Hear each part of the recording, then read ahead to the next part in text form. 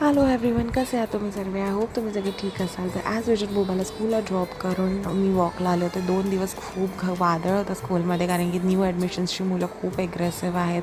4 वर्ष कधीच कंप्लेंट नव्हते मुलांचे, पण आता खूप कंप्लेंट्स आहेत.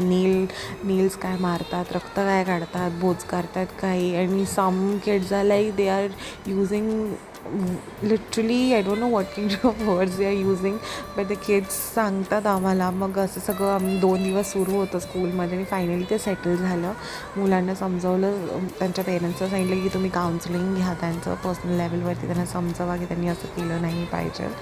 सो फायनली सेटल झाल्यानंतर मग मस्तपैकी घरी आलो आणि हे सगळं बनवायला घेतलं मी त्याच्यासाठी. मस्त कोथिंबिरीची वडी आणि पालक पनीर. आणि मला पालक पनीर बनवायला बिलकुल आवडत नाही पण मी बोब्बासाठी बनवते बिकॉज हे त्याचं फेवरेट आहे.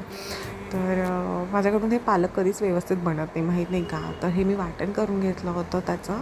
खोबरं, कोथिंबीर, मिरची, आलं लसूणची पेस्ट, आणि ही आहे कोथिंबीर वडी मी वाफवायला ठेवली होती. आणि मग छानपैकी त्याच्यात वाटण मस्तपैकी सुकल्यानंतर हे पालक टाकलं, आणि नंतर पनीर घातलं, आणि असं कलर आला मस्त क्रीम घालून त्याला खायला दिलं. I hope you like my